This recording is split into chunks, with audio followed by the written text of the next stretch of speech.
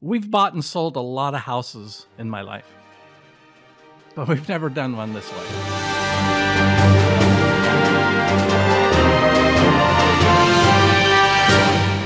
We've sold one house before buying the next house. We've bought the next house before selling the first house, and that was stressful, having 2 mortgages. But we had never bought a home contingent on the sale of our current home. And that's how we did it this time. It's an interesting process, and there's a lot of moving parts. I'll tell you, it's crazy. It's a lot to line up just perfectly.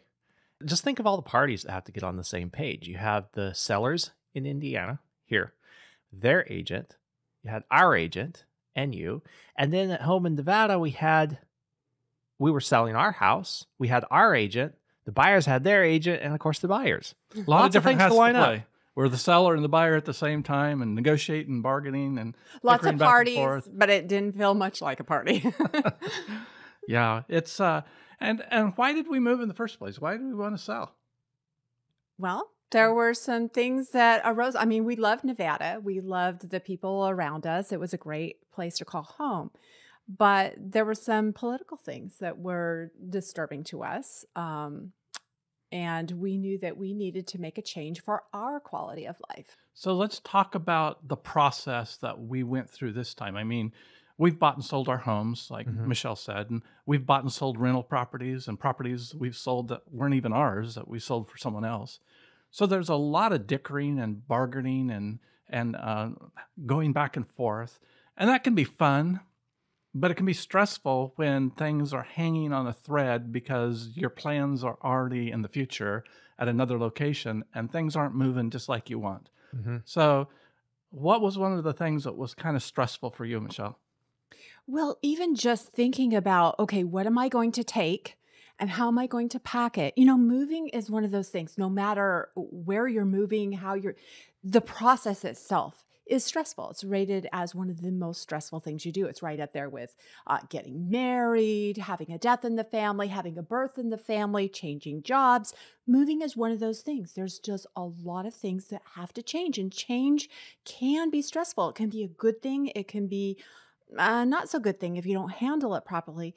But there is a certain amount of stress that comes with it. So I would say even just trying to figure out, how are we going to move? How are we going to pack these things?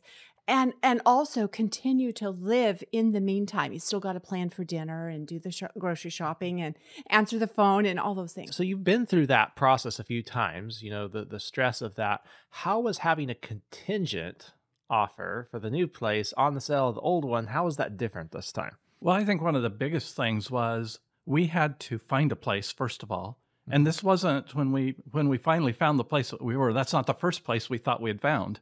So when we found this place, then we had to make our home very presentable for sale. Not that we live in a messy house all the time, but we had to declutter. We had to move things out so that when people would come and look at our house, they would be motivated to buy it right away because this was a contingent offer. We wanted our house to sell so that we didn't have to go down any other type of financing strategy. So for example, like just taking away the block of kitchen knives and the dish strainer, things like that off the counters.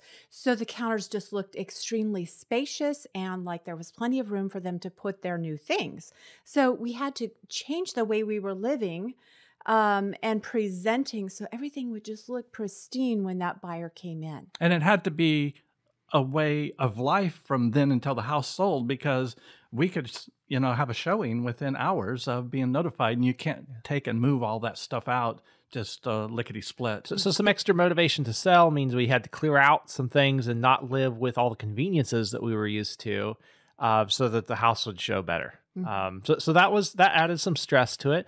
But we didn't just make the plan for buying the new place contingent on the old one selling. We also looked into some potential temporary financing, didn't we? So a backup plan. A backup. So our plan was to sell before purchasing, but then we also were committed to moving. We liked the home.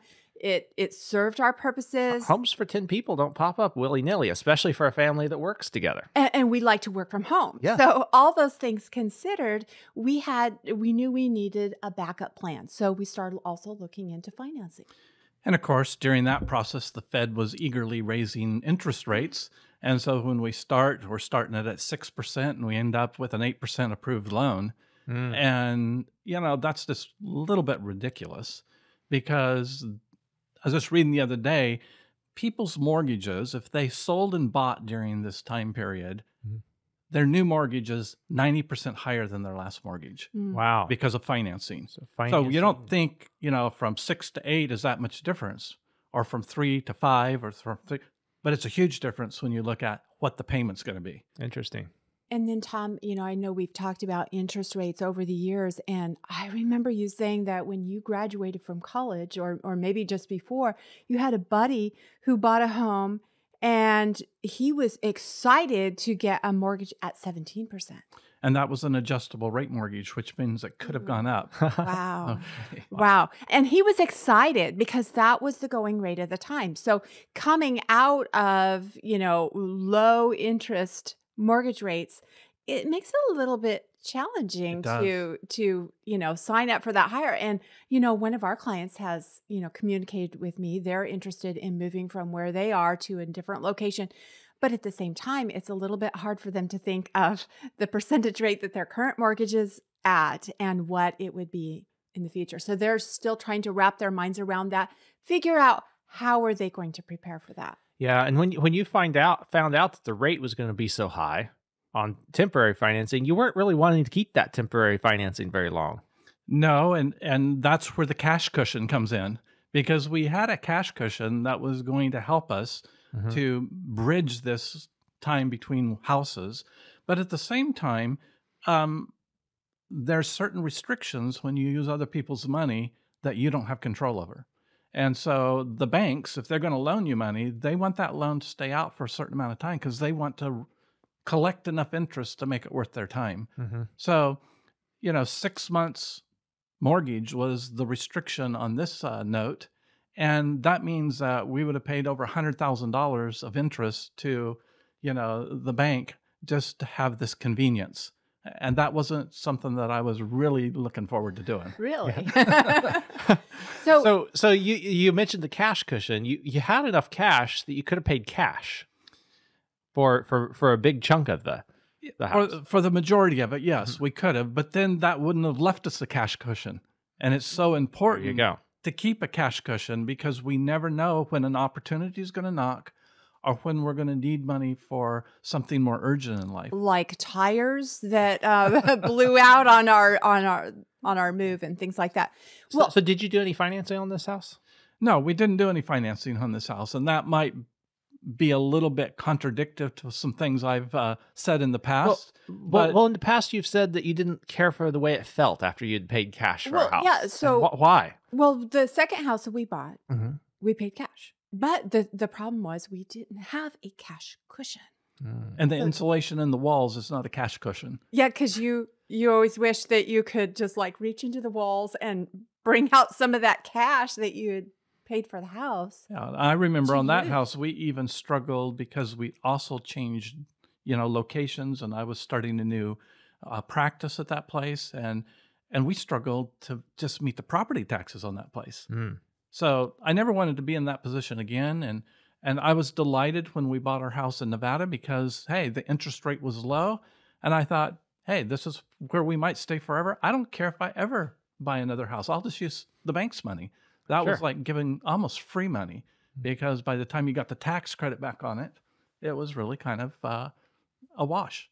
Okay, but it made sense on this place because the interest rate was so much higher.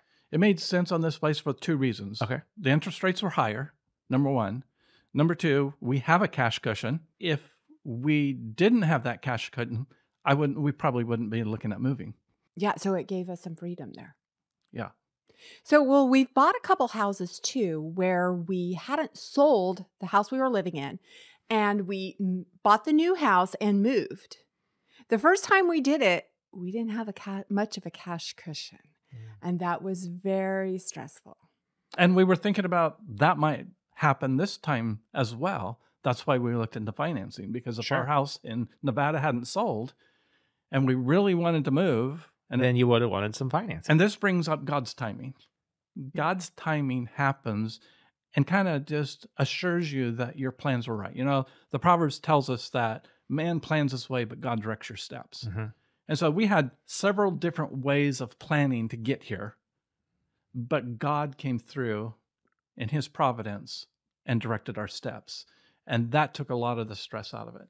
We were talking just the other day about how a lot of people like to talk about God's miracles that happens, and yet I think it was C.S. Lewis that was saying, you know, what does it take? Does it take a miracle of healing for somebody to, you know, to recognize God's providence, or what about all the things that He lines up in everyday life for us? Think of all the things, the 50 million things that have to come together. Which is more impressive? It's amazing. Yeah. Yes. And I'm sure, you know, we've all been in a situation where we're running late or we're doing something that ties us up and we don't get to where we want. And then as we go, we see a very serious accident that we probably would have been right in the middle of if we had got out on time like we planned to do. So providence is always working in our life. It's our realization that makes us credit it to God. Mm-hmm. Either that or we just say it's lucky, but luck has nothing to do with it. We can think of different times in our life where we can see just little glimpses of that providence. So many times it happens and we're not even aware of it. But I remember in finding one of our homes, even, we were at a very low emotional period. We were very discouraged. We weren't finding what we needed. And you suggested a different direction all of a sudden, to just go do something to refresh ourselves. And out of that, we were thinking, should we really do this? We're stressed. No, you said, no, let's go do this. And out of that came the direction for where we could purchase our new home. Yeah. And, things like that, when we are looking to plan our ways and we're looking to do the right thing, God can lead us and direct us. And it's nice to know that there's room for that. And He really does do that for us. Well, we've talked a lot about the mechanics of, getting here and the financing. And one thing we didn't mention is that whatever we purchase in life, we finance. Whether we pay cash for it or whether we use someone else's money. But we haven't talked about a lot of the reasons why we chose to make this move. And we're going to do that right after the break. This card game is fun to play and teaches character from the Bible. 52 poker-grade playing cards represent hours of fun for years to come. Children, teens, and adults like this game because it is exciting and stimulating. This game is a great choice for family game night, and a clever way to turn screen time into family time. Try to contain your excitement as you attempt to collect all of the characters in a suit before anyone else. You can order this card game by clicking on the link in the podcast description, or go to Amazon.com and search Wise Man, Foolish Man card game. That game makes a wonderful Christmas gift or stocking stuffer. You can get the link for that in the podcast description, the link to get that game on Amazon. Before the break, we were talking about, we're going to discuss some of the things that wanted to make us move here to Indiana. That's right. But before we do that, let's talk about the fact that Nelson Nash said everything we purchase in life is financed. We either give up the interest that we could have earned or we pay interest to someone else. So, yeah, we still have a mortgage in my mind, even though this house is paid for, because we're going to pay that back to our policies just as if we had a mortgage. Right. And it's a whole lot easier to write a check to yourself than it is to the bank. Or to adjust the payment as needed, to pay more, to pay less, to change the interest rate, to fit your cash flow. So this is not going to be an adjustable rate mortgage. This is going to be a flexible payment mortgage based on what we want to do. And that's the cool thing about being your own banker. So we're going to talk about some of the reasons that we moved out of Nevada now. You mentioned freedom as one of the things. But before we do that, we want to let people know there's a lot of positive things about Nevada as well. Oh, yeah. So some beautiful things. We've enjoyed living there. The sun almost always shines. The people there, we met a lot of really nice people that it's hard to say goodbye to. And then, of course, Nevada has a wonderful official song, too. Way out in the land of the setting sun, where the wind blows wild and free. Oh, and the wind You does probably continue that on. blow wild and free. Blow. And most people don't know that Nevada is the most rugged state in the lower 48 states. The most mountainous. It's the most rugged, the mountainous. It's got some of the highest peaks. I mean, Colorado has some higher ones, but we've got more of them. Overall, we had more of them. Yeah. It's just a wonderful place. Beautiful, national parks, state parks where you see the red rocks against the sunset. It's just gorgeous. Mm-hmm. Yeah. How long were we thinking about moving? Well, how long is long? Okay. So it was really just in June when we started having that conversation. So June of 2023, and then we moved in October. Yeah. That's pretty quick. Actually, I have to be honest. I've been thinking about moving for probably over a year because property values in Nevada were going way up. And we've never looked at our home as the biggest investment we're ever going to make. We always look at it as an investment that could be liquidated and we could make a profit off of. And that's the difference between some people that say, oh, I'm going to buy my dream home and this is going to be where I live forever and ever. Mm-hmm. But this earth is not our home, John. And you know that, Michelle. Mm-hmm. And what we look at our home, wherever we live, as an investment that if the price is right, we can find another place to live. Yeah. You had been thinking about it for a year, but then really thinking about it since June of this year. And that phrase could be liquidated. And I know that was something in your mind too, because you expressed it a few times, that the market was really moving. And had been for about a year, but also in your mind, you knew that the market probably would not continue to move like that, especially as the Fed raised interest rates. So there is a window of time because homes and real estate, they aren't as liquid as cash. Yeah. And so keeping that in mind as well. And so when you're sitting on a piece of property that's worth 3 times what you paid for it, you got to start thinking, how can I make this liquid? Otherwise, we go right back into the situation where we were in Virginia, that we're sitting on a house that's got a lot of equity in it and we can't get to it. Mm-hmm. And money has to flow to grow. And are we being good stewards, just letting that just sit there and just culminate? And it could disappear tomorrow because the Fed could lower interest rates and the market could go down and, all kinds of things like that. So it's so those are some of the things that are going through your mind. Through my mind. That's nice to know. It's nice to see a little bit behind the scenes, get a little window into your brain. So I would say actually June was when we were thinking it and putting action to it. Okay. Yes. Some of the things that helped to bring this to a point of action is that the city was looking to put a road virtually through our backyard. We had in Las Vegas area, it's common to have block walls, so cinder block walls around a piece of property.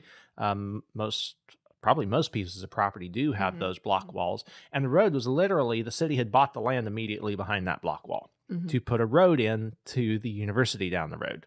And so we weren't looking forward to have that traffic potentially coming through the neighborhood or what that could potentially do to the value of the home. For some people, not an issue. They're happy to live, with a road right there. We didn't really want to do that. There were some water restrictions that were being mandated. In fact, as price of water has raised and is going to continue to rise, we've noticed even since we've moved, they've already raised the price of water. So the state legislature, they passed a bill that if the federal government flipped the switch, that single-family homes would be limited to 165,000 gallons of water per year. If If they flipped the switch, and we really didn't like that type of power. So whether the water rates rising or whether there could be restrictions for a family of 10 people, that wasn't going to go very far for us. With a house the size that it takes to have 10 people in, it consumes a lot of water. Plus, we had kind of made a little oasis there with palm trees and a large pool and stuff to accommodate our family. And so that just wasn't going to be conducive for us to continue to live there and watch the value of our property dwindle from what we could get out of it at that time. Mm-hmm. And, in God's providence, things happen quick and we were able to make the move. But some of the reasons that we wanted to move to Indiana are on the opposite side. We've seen Nevada turn from what was a red state when we moved there to more of a purple state. Okay, we wanted to be in a more conservative zone where people have more values like we have. And we looked in the We looked West. at several states, Mhm. actually. We looked at several states that were more conservative, more like the values that we have. But there was something drawing us to Indiana. Yes. That's true. A family reason. Yes, because one of our sons is engaged to a young lady who lives in Indiana, and they were planning to settle in Indiana. And so when we started scratching our heads and thinking about we could have future grandchildren around the corner, Indiana looked very attractive. There you go. And of course, there were lots of it's other worth reasons. putting up with a little cold weather. You can still take a trip out in the wintertime with your cash cushion if you need to, Yes. you need to escape to Florida or something.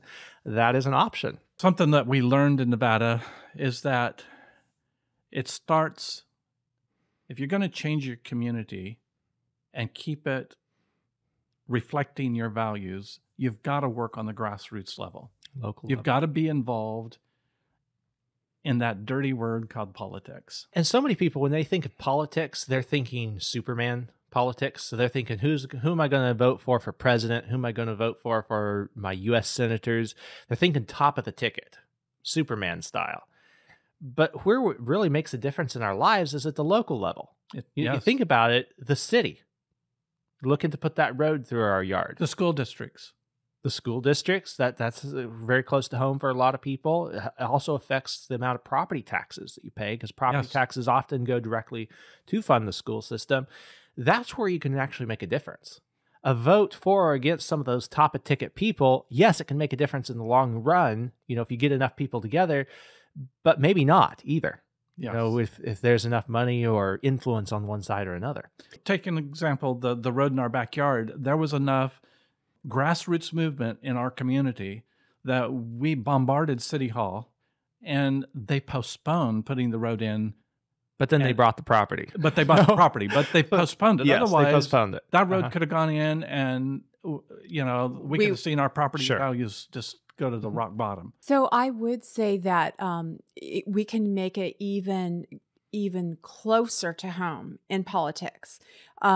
We were introduced to Patriot Academy and took their Constitution Alive course online. We also hosted Constitutional Live courses. A number of you took that course with us. We invited you. We did it over a web meeting, and that was a great experience. And for those of you who didn't get to be a part of that experience, you can go to patriotacademy.com and sign up. It's free to host one of those classes, and I'd encourage you to do that. But what we found is people who went through that course, they said, I've never voted. I'm going to start voting. They would, they learned to love the Constitution and the different elements of it. And people would come up to us and say, hey, I don't know who I'm going to vote for because this doesn't match. And what do you think? And pretty soon, instead of just thinking about who should we elect for president, we're starting to think about, what does our Constitution say? What are we going to do? Why should we love our vote country? for in these local races? And it comes down to us ourselves, how we are perceiving our responsibility with the country. Well, something that, talking about politics too, Nelson Nash used to talk about the golden rule, and he wasn't talking about the rule that do unto others as you would like them done unto you. He was talking about the fact that whoever has the gold rules. And we've seen this in politics. When people come in with money, you influence people in politics, because that's what politicians are in office for, is to control people's money and lives.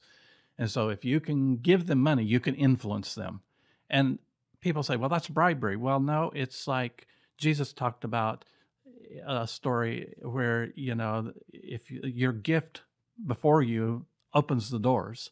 So it And depends so- the way it's done. If you're doing it to get a favor, that's wrong. If you're doing it for a legacy, For a better then value it's for the different- community and different what you're politics, saying. yes, Okay. absolutely. Not that I'm going to go buy favor for Sure. my business, Okay, or good. my family. Good.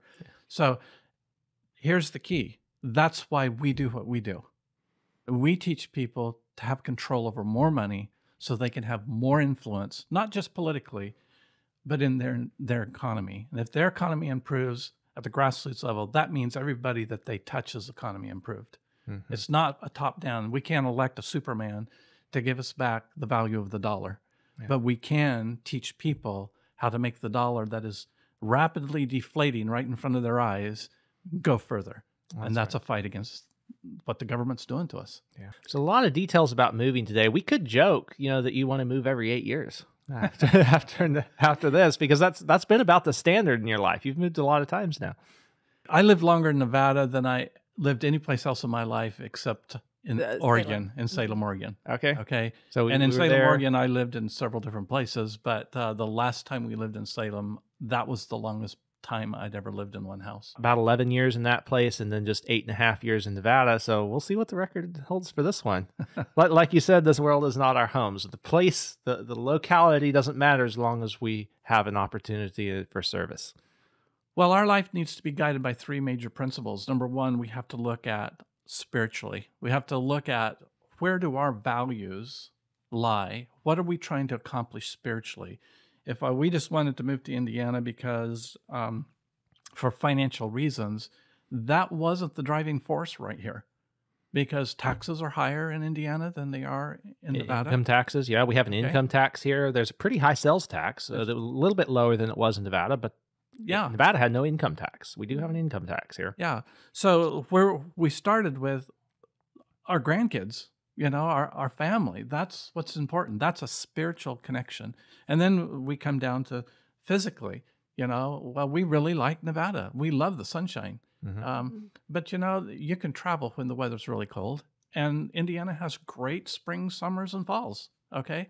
In fact, some of the sunsets here are gorgeous. And we thought that was something we might have to give up because Nevada's got great sunsets. So anywhere we go, there we are. So if we're not satisfied spiritually, just moving someplace else is not going to satisfy you. It's not going to give you the fulfillment, the joy, the idea of having everything you need around you.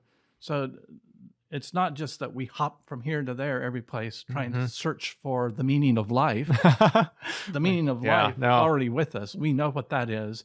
How can we express that more fully by moving? That's the key. There you go. Next week will be the podcast before Christmas, and we will talk about why we put a financial limit on the gifts we give. This year's limit is $20. Come back for this and more next week on Wealth Talks.